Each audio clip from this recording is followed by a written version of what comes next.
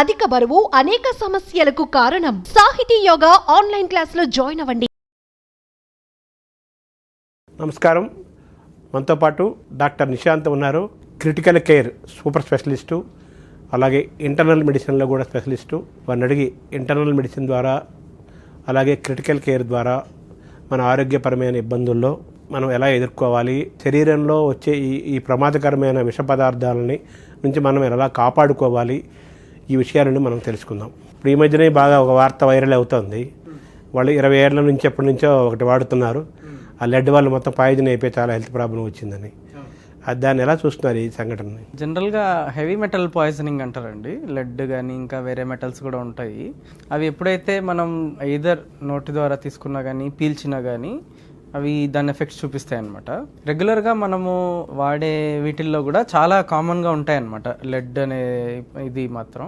ఇప్పుడు వాళ్ళ కేసులో వచ్చి మన అల్యూమినియం, మనం రెగ్యులర్గా వాడే అల్యూమినియం పాత్రల ద్వారా వచ్చి ఉంటుంది. అంటే మరి కుక్కర్లో అన్నం వండడానికి దానికి ఏంటి లింక్? అదే ఇప్పుడు మన కుక్కర్స్ అన్నీ కూడా అల్యూమినియం కుక్కర్స్ ఉన్నాయి. ఆ అల్యూమినియం కుక్కర్స్ జాయింట్స్ దగ్గర అంతా ఆ జాయిన్ చేయడానికి లెడ్ వాడతారనమాట.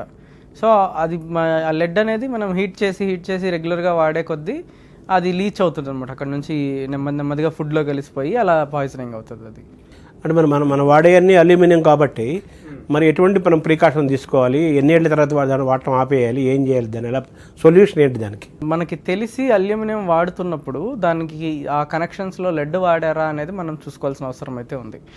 సో లెడ్ వాడుతున్నారా అని అంటే రైట్ అవే మనం మానేసేయడమే బెటర్. ఎయిదర్ ఆ అల్యూమినియం పాత్రల్ని మార్చేసేయాలి, లేకపోతే వేరే పాత్రలు లైక్ యాజ్ ఇన్ ఇప్పుడు అల్యూమినియంలోనే యానోడైజ్డ్ అని వచ్చాయి. ఇప్పుడు డార్క్ కలర్, బ్లాక్ కలర్లో కుక్కర్స్ వస్తాయి. అది కొంచెం సేఫ్, అంటే దాని పైన లేయర్ యానోడైజ్డ్ లేయర్ అంటారనమాట. దాన్ని ఆక్సిడైజ్ చేస్తారు పైన లేయర్ని. సో దానివల్ల కాస్త ఈ లెడ్ లీచ్ అవ్వడం అనేది అదంతా కూడా కాస్త కంట్రోల్ అవుతుంది, అంతేగాని కంప్లీట్గా పోదు. సో బెస్ట్ మనము స్టెయిన్లెస్ స్టీల్ కుక్కర్స్కి వాటికి వెళ్ళడం బెస్ట్. సో ఇవి కుకింగ్ కూడా మారింది స్టైలు. రకరకాల దశలు మనం కట్టెల పొయ్యి దగ్గర నుంచి, బొగ్గుల దగ్గర నుంచి, కిరోసిన్ దగ్గర నుంచి, గ్యాస్ దగ్గర నుంచి ఇప్పుడు ఎలక్ట్రికల్ దాకా మనం ప్రయాణం చేసాం.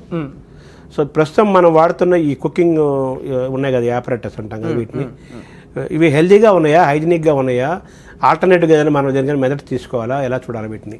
ఇప్పుడు మనం ఎగ్జాంపుల్ చూస్తే కుక్కర్లో ఒక్కటే కాదండి. ఇప్పుడు యాక్చువల్గా హిస్టరీలో ఒక ఇది ఉందన్నమాట.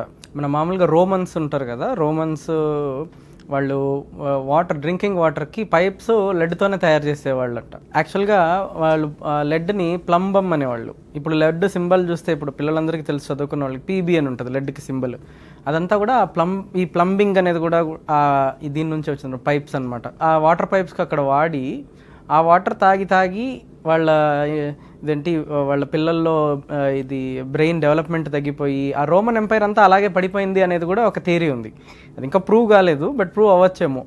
సో ఓన్లీ కుక్కర్స్ అని కాదు, ఇప్పుడు మన ఈ ప్రజెంట్ డే సిచ్యువేషన్లో తీసుకుంటే ఈ మన దాంట్లో కూడా ప్లంబింగ్లో చూసుకుంటే ఈ సోల్డరింగ్ చేసే దాని దగ్గర ఇంకా లెడ్ వాడుతున్నారు కొన్ని దగ్గరలో. సో దానివల్ల ఆబ్వియస్లీ డ్రింకింగ్ వాటర్లో కూడా లెడ్ ఉంటుంది. అండ్ మోరోవర్ ఇప్పుడు ఈ వాడి ఏమవుతుంది అని అంటే అది లీచ్ అయ్యే కొద్దీ అది ప్లాస్టిక్ లాగా నాన్ బయోడిగ్రేడబుల్, అది మెటల్ కాబట్టి. సో సాయిల్లో కలిసిపోతుంది. పిల్లలు ఆడుకునేటప్పుడు, పిల్లలు ఉంటేనే మామూలుగా నోట్లో చేతులు పెట్టుకుంటూ ఉంటారు, అండ్ వాళ్ళకి ఇంకా ఎక్కువ రిస్క్ ఆఫ్ ఇది ఉంటుంది అనమాట. ఎలా మన జాగ్రత్తగా ఉండాలి ఈ విషయంలో? సో రీసెంట్లీ ఈ పోస్ట్ 2000 ఎరాలో చాలా వరకు గవర్నమెంట్ కూడా నామ్స్ తీసుకొచ్చిందండి. ఇప్పుడు మనకి మామూలుగా ఎంతకుముందు చూసుకుంటే ఈ పెయింట్స్లో ఎక్కువ లెడ్ కనపడేది. దాన్ని కంప్లీట్గా బ్యాన్ చేసేసారు, లెడ్ పెయింట్స్ అన్నింటినీ బ్యాన్ చేసేసారు. సో బట్ ఇంకా మనకి ఓల్డ్ హోమ్స్, ఇప్పుడు 2000కి ముందు ఉన్న ఇళ్ళల్లో లెడ్ పెయింట్స్ ఉన్నాయి. ఇప్పటికి కూడా ఐ థింక్ మేము దొరకచ్చేమో, నాకు ఐడియా లేదు. తక్కువకి ఏమన్నా లెడ్ కంటైనింగ్ పెయింట్స్ ఏమన్నా దొరుకుతున్నాయో మనకు ఐడియా లేదు. సో అలాంటి ఆ పెయింట్స్కి ఎక్స్పోజ్ అయినప్పుడు కూడా మన ఇది ఎఫెక్ట్ అవుతాం. సో చూసుకోవాలన్నమాట. మనకు బ్రాండెడ్వి వాళ్ళు పైన రాస్తుంటారు లెడ్ ఫ్రీ పెయింట్ అని చెప్పి, అలాంటివన్నీ చూసుకోవాలి. అలాగే ఇప్పుడు ఓన్లీ పెయింట్, లేకపోతే ఇప్పుడు నేను చెప్పిన పైప్ సోల్డరింగ్సో లేకపోతే ఇదనే కాదు, ఇంకా అగైన్ మనకి ఇప్పుడు ఈ చైనా వేర్ అంటారు, డిన్నర్కి సెట్స్ వస్తాయి, వాటిల్లో కూడా లెడ్ వాడతారు. సో అవి కూడా మనం మంచి బ్రాండెడ్వి, మంచిగా ప్రాపర్ రోడ్ మీద దొరికినవి కాకుండా మంచిగా బ్రాండెడ్వి అలాంటివి తీసుకొని వాడితే వాళ్ళు కరెక్ట్గానే వాడతారు. ఎందుకంటే వాళ్ళకి సర్టిఫికేషన్స్ ఉంటాయి, they have to go through a lot of ఈ గవర్నమెంట్ స్క్రూటినీ కాబట్టి దే విల్ మేక్ షూర్ అనమాట. అలాగే ఇప్పుడు స్పైసెస్లో ఇప్పుడు మనం టర్మరిక్ తీసుకున్నామంటే టర్మరిక్ ఏంటంటే లెడ్ ఒక సాల్ట్ వస్తుంది అనమాట, అది బ్రైట్ ఎల్లో కలర్ ఉంటుంది. సో లో క్వాలిటీ టర్మరిక్ని కొంచెం హై క్వాలిటీగా చూపించడానికి దాంట్లో కలుపుతుంటారు అప్పుడప్పుడు.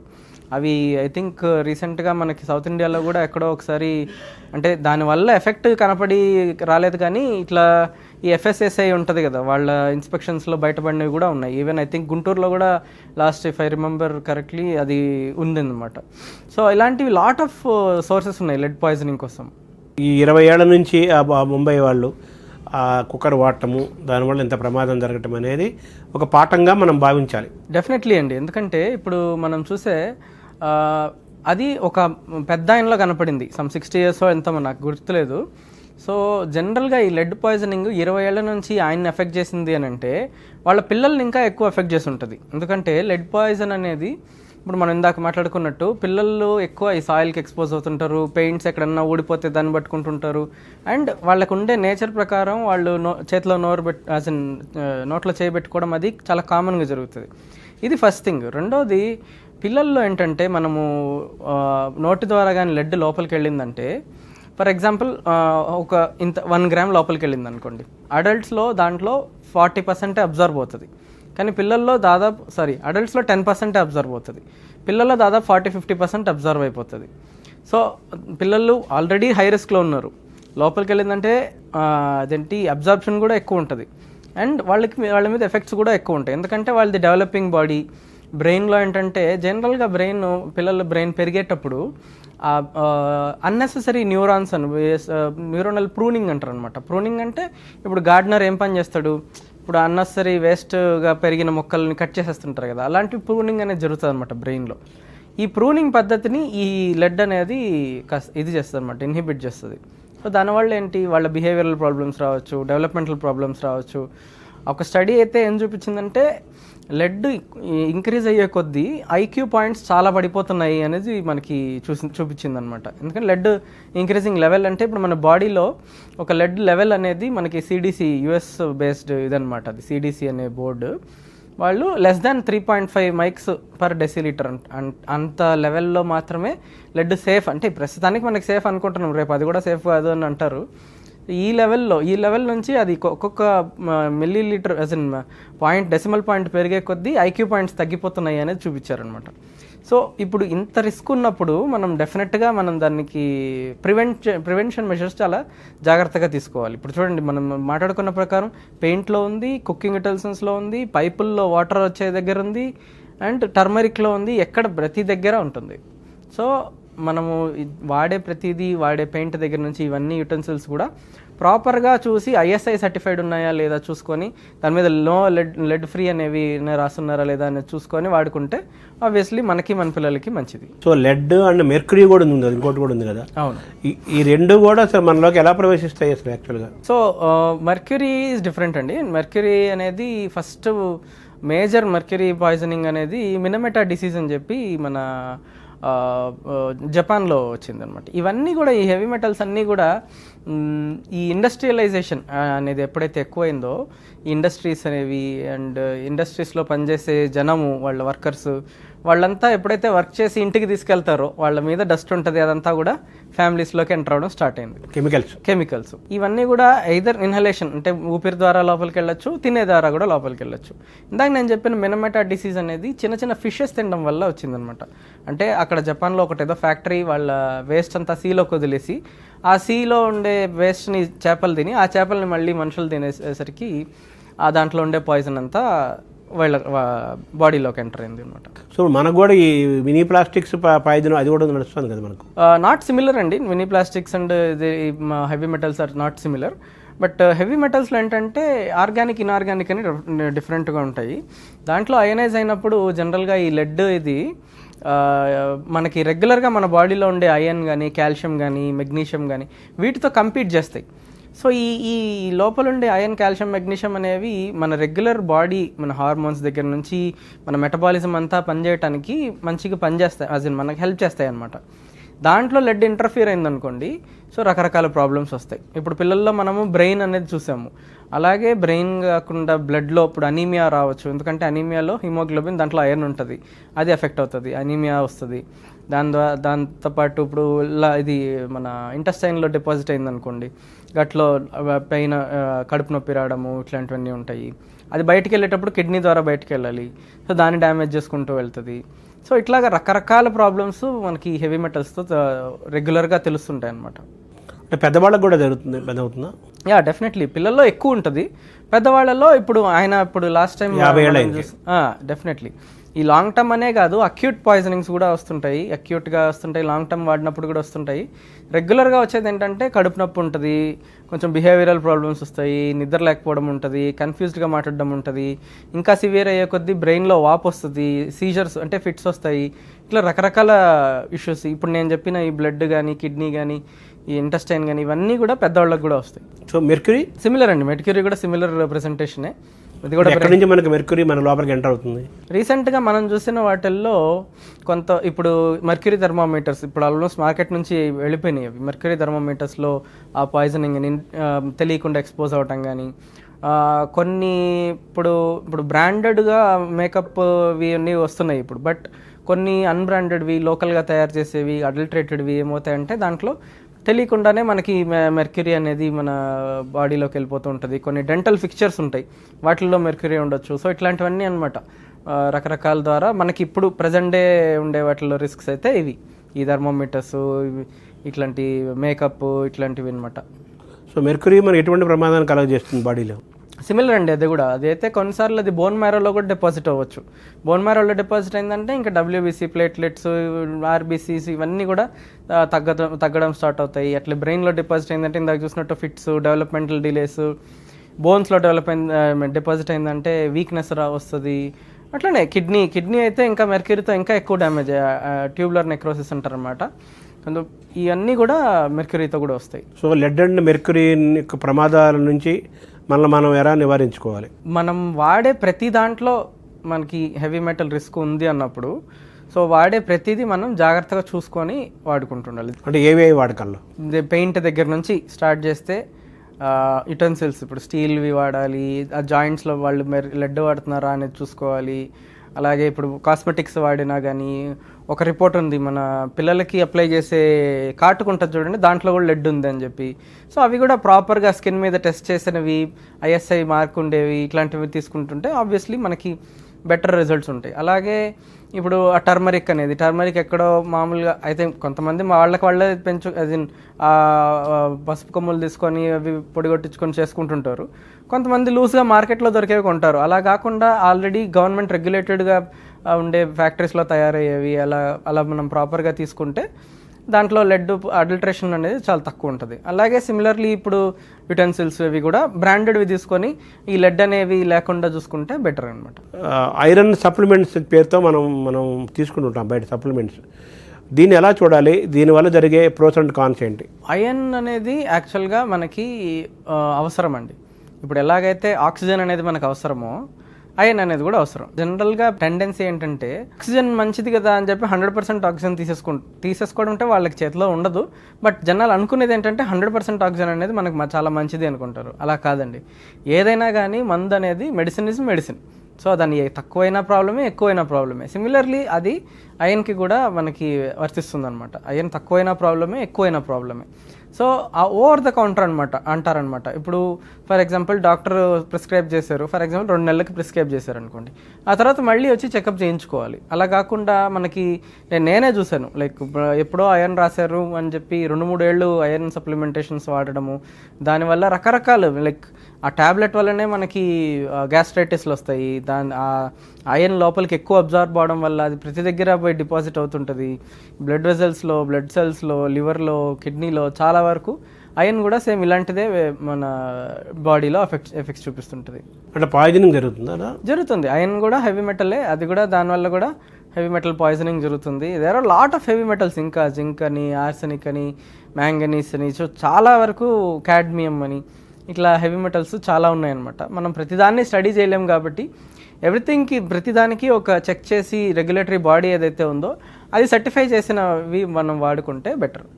అవి సర్టిఫై చేసినవి మనం తీసుకోవటం అనేది దాని అవేర్నెస్ ఎంతవరకు ఉందంటారు జనాలు? లేదు, అస్సలు లేదు జనాల్లో. ఇప్పుడు ఫర్ ఎగ్జాంపుల్ మీరు ముంబైలో ఒక కేసే ఇంత సెన్సేషనలైజ్ ఎందుకు అవుతుంది అని అంటే ఎవరికి తెలీదు. ఇట్లా పెయింట్లో ఉంటుంది, ఇట్లా మనం వాడే కుక్కర్లో వస్తుంది అనేది ఎవరికి తెలీదు. తెలుసుంటే ఇంత పెద్ద సెన్సేషన్ ఎందుకు అవుతుంది చెప్పండి. అది వాళ్ళందరికీ తెలుసుంటే ఇట్లాంటివన్నీ ప్రాపర్గా చూసి వాడుకుంటే అది వాళ్ళకు కూడా వచ్చేది కాదు. సో అవేర్నెస్ అయితే చాలా తక్కువ ఉంది. మీరు చూసారంటే రీసెంట్గా అంటే ఐ థింక్ ఒక మేబీ ఒక 7-8 years అయ్యిండొచ్చేమో, యాడ్ అనమాట అది. దాంట్లో వాళ్ళు ఏంటంటే ఈ పెయింట్ వాడండి, మీ పిల్లల భవిష్యత్తు బాగుంటుంది, ఇదేంటి మీ పిల్లలు ఎంత బ్రైట్గా ఉంటారు అని చెప్పి స్కూల్లో బాగా మార్కులు వస్తాయి అట్లా అని చెప్పి ఏదో యాడ్ అనమాట అది. అప్పట్లో అందరూ అన్నారు పెయింట్కి పిల్లల ఫ్యూచర్కి ఏంటి సంబంధం అని చెప్పి. ఇప్పుడు అంత అవేర్నెస్గా ఉంటే అసలు ఆ క్వశ్చనే వచ్చేది కాదు. ఎందుకంటే లెడ్ ఫ్రీ పెయింట్ వాడితే పిల్లలు బ్రెయిన్ ఎఫెక్ట్ కాదు. సో ఆబ్వియస్లీ వాళ్ళ ఐక్యూ బాగుంటుంది, వాళ్ళ డెవలప్మెంట్ బాగుంటుంది, ఫ్యూచర్ బాగుంటుంది అనేది ఆ యాడ్ యొక్క. సో అది ఎవరికి తెలియక దాన్ని యాక్చువల్గా ఇదేంటి ఇట్లా అంటున్నారు అని చెప్పి. సో ఇప్పుడు ఇలాంటిది మనం ఆ యాడ్లో ఐ థింక్ షారుఖ్ ఖాన్ ఉంటాడు అనుకుంటా. సో అలాగా వేరే పెద్దవాళ్లతో మనం ఇట్లాంటి ఏదైనా క్యాంపెయిన్స్ నడిపించడం కానీ చేపించడం కానీ గవర్నమెంట్ సైడ్ నుంచి కానీ, లేదా వాళ్ళే ఇండిపెండెంట్గా కూడా ఇప్పుడు లాట్ ఆఫ్ లైక్ యాడ్స్లోనే రనక్కర్లేదు, ఇన్స్టా ఉంది, ట్విట్టర్ ఉంది, రకరకాలు ఉన్నాయి కాబట్టి ఆ సోషల్ మీడియా ద్వారా దాన్ని అవేర్నెస్ కానీ పెంచగలిగితే చాలా వరకు మనకి ఉపయోగపడుతుంది. ఇప్పుడు మ్యాక్సిమం ఇప్పుడు అవేర్నెస్ లేకపోవడం వల్ల సైలెంట్గా లోపల మనలో పాయిజన్ ఎంటర్ అయిపోతుంది. Definitely yes, that is the point. మనకు ఎవరికి అవేర్నెస్ లేదు దేనివల్ల ఏమవుతుంది అనేది. దానివల్ల అది మన ఇంట్లోకి ఎంటర్ అయిపోయి, ఇప్పుడు మన ఫుడ్లోకి ఎంటర్ అయిపోయి పిల్లల ఫ్యూచర్ పాడు చేసేంత వచ్చేసి. ఇప్పుడు చూడండి, వీఆర్ టాకింగ్ అబౌట్ ఈ 2000 years బ్యాక్ రోమ్ ఎంపైర్ పడిపోయింది లెడ్ వల్ల అని. కానీ ఈ రోజుకి కూడా మనం మారలేదు కదా. అదే ఫుడ్లో అదే అప్పుడు పైప్స్లో వచ్చేది ఇప్పుడు కుక్కర్ నుంచి వస్తుంది. అట్ ది సేమ్ టైం మన శరీరంలో అవి ఎంతవరకు ఉన్నాయి, ఏంటి ఉన్నాయి, ఏ స్టేట్లో ఉన్నాయి, ఎలా తెలుసుకోవాలి మనం? సో దీని గురించి కూడా ఎక్కువ మందికి తెలియదండి. ఇది ఏంటంటే మామూలుగా బ్లడ్లో లెడ్ లెవెల్స్ ఎంత ఉన్నాయి అని చెక్ చేసే టెస్ట్ ఉంటుంది అనమాట. చాలా కామన్గా ఉంటుంది. సో అది ఇప్పుడు మనం షుగర్ చెక్ చేసుకునే ప్రిక్ ఉంటుంది కదా, అలా కూడా ఒక టెస్ట్ ఉంది. దాంట్లో కానీ పాజిటివ్ వచ్చింది అనుకోండి, ప్రాపర్ బ్లడ్ టెస్ట్ చేసుకోవచ్చు. సో దాంట్లో భాగంగానే మనకి ఆల్రెడీ గైడ్ లైన్స్ ఉన్నాయి, ఎంత ఉండాలి, ఎంతకంటే ఎక్కువ ఉండకూడదు అనేది. సో ఆ టెస్ట్ కానీ మనం చేయించుకున్నామంటే ఇప్పుడు రెగ్యులర్గా ఏ మేజర్ ల్యాబ్కి వెళ్ళినా కానీ మీకు దొరుకుతాయి అవి. అది చేయించుకొని అది కానీ లెవెల్ మీకు మోర్ దాన్ 3.5 micrograms/deciliter కానీ వచ్చిందంటే you will have to be very careful అనమాట. కేర్ఫుల్ ఇన్ ద సెన్స్ అసలు ఎక్కడి నుంచి వస్తుంది ఇది, మన ఇంట్లో ఏదన్నా మార్చుకోవాల్సింది ఉందా, లేకపోతే కొంతమందికి ఇప్పుడు ఫ్యాక్టరీస్లో పనిచేసే వాళ్ళకి మనం అదేంటి ఎక్కడ ఎక్స్పోజ్ అవుతున్నాము, ఇంటికి వచ్చాక మనం ఎలా దీన్ని పిల్లలకి ఎక్స్పోజ్ కానికుండా చూసుకోవాలి, లేకపోతే ఇంట్లో వాడే కుక్కర్స్ ఎలా మార్చాలి, ఇవన్నీ కూడా మీకు ఆ టెస్ట్ చేసుకుంటే తెలిసిపోతుంది. సింగిల్ టెస్ట్ అది చేసుకుంటే మీకే తెలిసిపోతుంది. ఎందుకంటే చూడండి, ఇప్పుడు రేపు ప్రాబ్లం వచ్చిన తర్వాత దాని ట్రీట్మెంట్ అనేది చాలా కష్టం. ఆల్రెడీ డ్యామేజ్ అయిపోయిందని మనం ఏం చేయలేం. ఏదైతే ఐక్యూ పాయింట్స్ పడిపోయినాయో పిల్లలకి దాన్ని ఇంప్రూవ్ చేయలేం. ఎందుకంటే నేను ఇందాక చెప్పిన ప్రూనింగ్ కాన్సెప్ట్ ప్రకారము వైరింగే ప్రాబ్లం ఉంది. సో వైరింగ్ ప్రాబ్లం ఉండిన తర్వాత దాన్ని డెవలప్ అయిపోయింది అట్లాగా, దాన్ని మనం ఏం చేయలేమన్నమాట. సో అప్పుడు డబ్బులు ఖర్చు పెట్టుకునే దానికంటే ముందే ప్రివెన్షన్ అనేది చాలా ఇంపార్టెంట్ అనమాట. ముందే డబ్బులు ఖర్చు పెట్టి ఎక్కడైతే ఎక్స్పోజ్ అవుతున్నామో అవన్నీ ప్రివెంట్ చేసుకోగలిగితే అసలు ఈ ప్రాబ్లమ్సే రావన్నమాట. ఇయర్లీ వన్స్ చేసుకోవాలి, ఎలా చేసుకోవాలి? అలా ఏం లేదు, మీరు ఒకసారి చేసుకొని మీరు ప్రివెన్షన్స్ అన్నీ తీసేసుకొని మనకి ఇంకెక్కడ ఎక్స్పోజర్ లేదు అనుకున్నప్పుడు, ఒకవేళ మీకు కానీ ఎక్కువ ముందు చేసుకున్న దాంట్లో చాలా ఎక్కువ ఉందని అంటే రిపీట్ చేసుకోవడానికి మళ్ళీ ఒక 6 months to 1 year లోపల మళ్ళీ రిపీట్ చేసుకోవచ్చు. అంటే మనం మెడికల్ ఎవ్రీ ఇయర్ హెల్త్ చెకప్లు రకరకాల టెస్టులు చేసుకుంటుంటాం కదా, అందులో ఈ లెడ్ వీటికి కూడా ఒక భాగంగా ఉంచుకోవాలంటారా? జనరల్గా వాళ్ళు ఇంక్లూడ్ చేయరు. మనకి ఇప్పుడు దాకా చేసుకోలేదు అని అంటే మనం చేసుకోవడం మంచిది. ఇప్పుడు ఫర్ ఎగ్జాంపుల్ యూఎస్లో చూసుకున్నారంటే కొన్ని స్కూల్స్లో కూడా ప్రోగ్రామ్ స్టార్ట్ చేశారు. జనరల్గా వాళ్ళు రికమెండ్ చేసేది అయితే వితిన్ 2 years లోపలే ఒకసారి చెక్ చేసుకోండి అని అంటారు. 3 to 4 years లోపల ఒకసారి చెక్ చేసుకోండి అంటారు అనమాట. సో అలాగే వాళ్ళ స్కూల్స్లో కూడా కొన్ని స్టేట్స్లో ఇలాంటివి వాళ్ళు ఆ ప్రోగ్రాంలోకి తీసుకొచ్చున్నారు. కొంతమందికి వాళ్ళు స్క్రీనింగ్ చేస్తారనమాట. సో అలాగే మనం చేసుకోగలిగితే, ఎందుకంటే చూడండి అది యూఎస్, వాళ్ళ రెగ్యులేటరీ బాడీస్ అన్నీ చాలా స్ట్రిక్ట్గా ఉంటాయి. అలా ఉన్నప్పటికీ కూడా, అంత స్ట్రిక్ట్గా ఉన్నప్పటికీ కూడా యూఎస్లో వాళ్ళ రికార్డ్స్ ప్రకారం 5 లక్షల మంది పిల్లల్లో హై లెడ్ కంటెంట్ ఉంది. ఇప్పుడు మనకి ఇండియాలో రెగ్యులేటరీ బాడీస్ లేవు, మనకి ఎక్కడి నుంచి ఏం తెచ్చి వాడుతున్నామో తెలీదు. దీని ప్రకారం చూసుకుంటే ఇంకా ఎక్కువ ఉంటుంది. సో అంత ఉన్నప్పుడు దీన్ని మనము ఇప్పుడు చూడండి, కోవిడ్లో ఏ నెంబర్స్ మాట్లాడుకున్నామో ఆ నెంబర్స్ మనకి లెడ్ పాయిజనింగ్లో వస్తున్నాయి, కానీ ఇది ఎవరికి తెలియదు. కోవిడ్ ఏమో కోవిడ్ అని అన్నాము, అది పోయింది, ఇప్పుడు ఎవరు పట్టించుకోవట్లేదు. ఇప్పుడు లెడ్ పాయిజనింగ్ ఈరోజు కాదు, 2000 ఏళ్ళ నుంచి ఉంది, అది మనం దాన్ని పట్టించుకోవట్లేదు. సైలెంట్ కిల్లర్ అది. అవును, మీరు మాట అన్నారు, దాని ఏమంటారంటే ఇది గట్ హెల్త్ని కూడా ఎఫెక్ట్ చేస్తుంది. డెఫినెట్లీ లెడ్ డిపాజిట్ అవుతుందండి, దానివల్లనే మనకి పెయిన్ వస్తుంది, లాట్ ఆఫ్ న్యూట్రియంట్స్ అబ్జర్వ్ కావు. ఎందుకంటే ఇట్ కంపీట్స్ విత్ అదర్, ఇందాక చెప్పినట్టు మెగ్నీషియం, కాల్షియం వీటితో కంపీట్ చేస్తుంది అనమాట, దానివల్ల అబ్జార్ప్షన్ కాదు. అలాగే ఈ లెడ్ అనేది మన గట్లో ఉండే మైక్రోబయోమ్ అంటారు అనమాట, గట్ మైక్రోబయోమ్. అదేంటంటే గుడ్ బ్యాక్టీరియా ఉంటాయి అనమాట మన గట్లో, మనకి మంచిగా ప్రాపర్గా డైజెషన్ అవ్వడానికి వాటికి, దాన్ని అంతటిని డిస్టర్బ్ చేస్తుంది కాబట్టి సో దానివల్ల కూడా మనకి గట్ ప్రాబ్లమ్స్ వస్తాయి. ఒక బయోకెమికల్ రియాక్షన్ అన్నారా, ఏమన్నా దీన్ని? అంతే, బయోకెమికల్ రియాక్షన్ అనే అనొచ్చు. Yes, definitely. మనం ఎందుకు అవేర్నెస్ నుంచి డాక్టర్స్ కానీ ఎందుకు దాన్ని టేకప్ చేయట్లేదు ఈ విషయంలో? చేయాలి, యాక్చువల్గా మనం అన్ఫార్చునేట్లీ చేయట్లేదు, బట్ చేయాలి. ఇంకా మనం ఈ అవేర్నెస్ ఇవన్నీ కూడా ఇంప్రూవ్ అవ్వాలి. హోప్ఫుల్లీ ఇప్పుడు ఈ ఒక్క కేసు బయటపడింది కాబట్టి ఇప్పుడు చాలా మందికి అవేర్నెస్ వస్తుందని అనుకుంటున్నాము.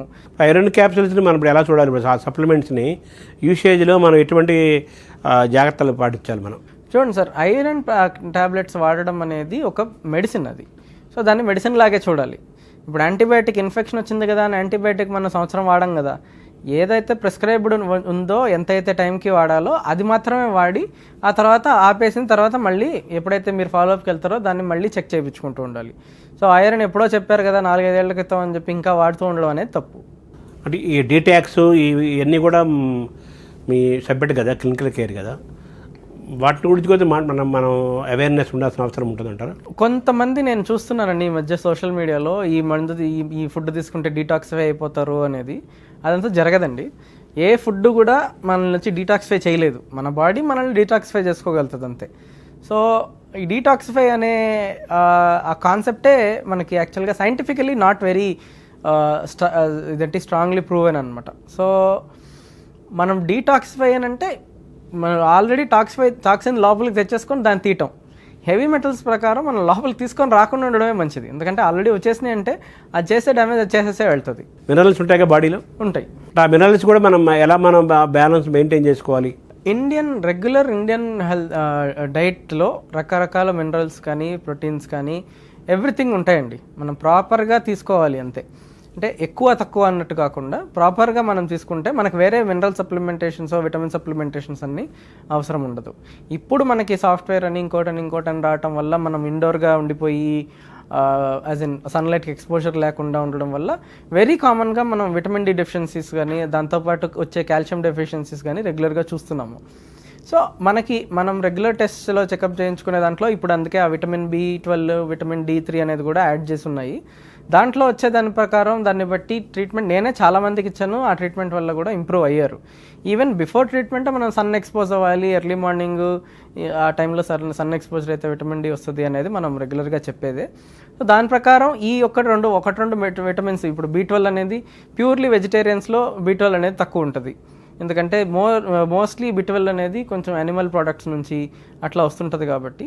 సో ఆ రకమైన సప్లిమెంట్స్ తీసుకుంటే సరిపోతుంది. సో ఇంటర్నల్ మెడిసిన్ అలాగే క్రిటికల్ కేర్ సూపర్ స్పెషలిస్ట్ కదా మీరు, అంటే జనం మీ దగ్గర రాకుండా ఉండాలంటే ఏం చేయాలి, ఏ పరిస్థితులు మీ దగ్గరికి వస్తాయి? చూడండి, ఎప్పుడు కూడా ప్రివెంట్ చేసుకోవడం అనేది ముందే చేసుకోగలిగితే మనం మమ్మల్ని చూడాల్సిన అవసరం ఉండదండి. ఇప్పుడు చెప్పినట్టు ఈ బ్లడ్ టెస్ట్ ఒక సింగిల్ ప్రిక్కి మనకి ఇంత పెద్ద ప్రమాదం నుంచి తప్పించుకోవచ్చు అనే దాన్ని మనం నెగ్లెక్ట్ చేస్తున్నామనంటే అవగాహన ప్రాబ్లం అది. అంటే ఇప్పుడు ఈ సింగిల్ ప్రిక్తో మనం హాస్పిటల్కి వెళ్ళడం, డాక్టర్ దగ్గరికి వెళ్ళడం మనకి ప్రివెంట్ చేసుకోవచ్చు అన్నప్పుడు అది చేసుకోవడంలో నష్టం లేదు కదా. సో అలాంటి ప్రివెంటివ్ మెషర్స్ మనం తీసుకోగలిగితే సరిపోతుంది.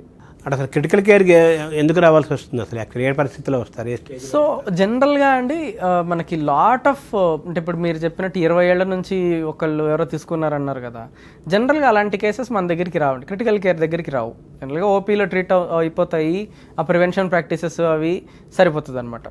కొన్నిసార్లు అక్యూట్ లెడ్ పాయిజనింగ్ అంటారు, చాలా వరకు ఎక్కువ లెడ్ పాయిజన్ అయిపోవటం కానీ, ఇదే క్రానిక్ కేసెస్లో ఎక్కువ శాతం వాళ్ళు తీసుకోవడం కానీ ఇలాంటివి జరిగినప్పుడు బ్రెయిన్లో అఫెక్ట్ అవ్వడం అనేది దానివల్లనే ఎక్కువ శాతం మనకి ఐసీయూలోకి వస్తుంటారు. బ్రెయిన్ అంటే ఏంటి, ఇందాక అన్నట్టు బ్రెయిన్లో వాపు, ఆ వాపు వల్ల వచ్చే ఫిట్స్, ఇది డిపాజిట్ అవ్వడం వల్ల వచ్చే ఫిట్స్, ఇట్లాంటివన్నీ కూడా కామన్గా ఉంటాయి అన్నమాట. ఇప్పుడు ఫిట్స్ వచ్చిందంటే స్ప్రోగా వెళ్ళిపోతారు కదా, సో దానివల్ల మనం ఐసీయూలోకి రావడము, వెంటిలేటర్ మీదకి ఎక్కడము, ఇవన్నీ కూడా రెగ్యులర్గా చూస్తుంటాం అన్నమాట. ఇప్పుడు ఐసీయూలోకి వచ్చిన తర్వాత దాన్ని ఎలా తీయాలి, దానికి యాంటీడోట్ ఏంటి అనేవి మన దగ్గర ఉన్నాయి.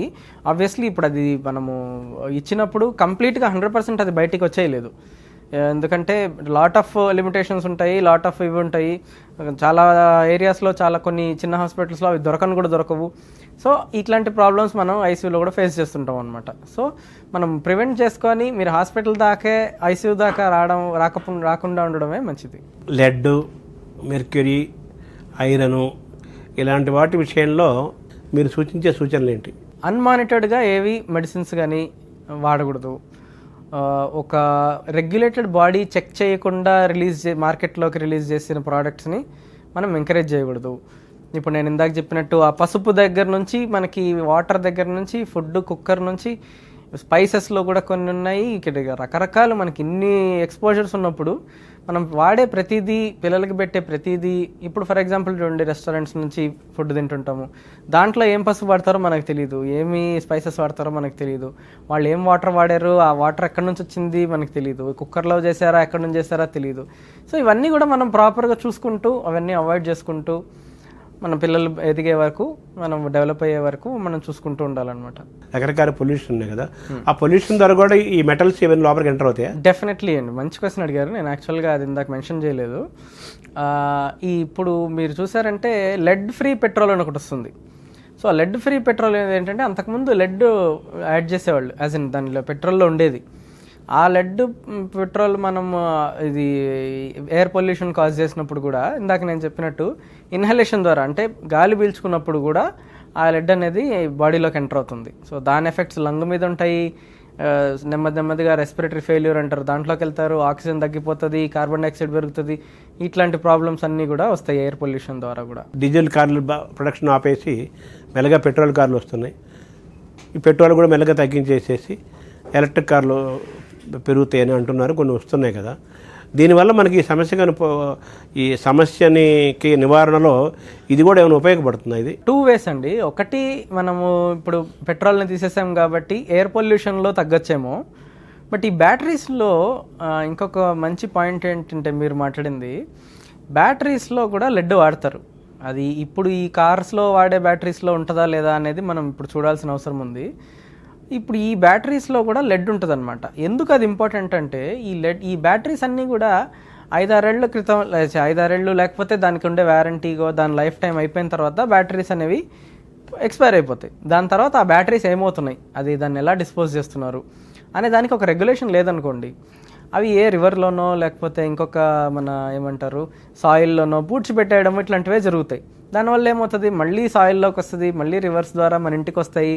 మనం వాటర్ ప్యూరిఫైయర్ వాడకపోవచ్చు, ఇట్లాంటివన్నీ ద్వారా ఏమవుతుంది, మళ్ళీ మనలోకి వస్తాయి. సో ఒక విధంగా మనం ఎయిర్ పొల్యూషన్ తగ్గడానికి మనం ఎలక్ట్రిక్ వాడుతున్నాము, దాన్ని తీసి మనం ప్రాపర్గా డిస్పోజ్ చేయలేదనంటే తిరిగి మళ్ళీ మన దగ్గరికి వస్తాయి.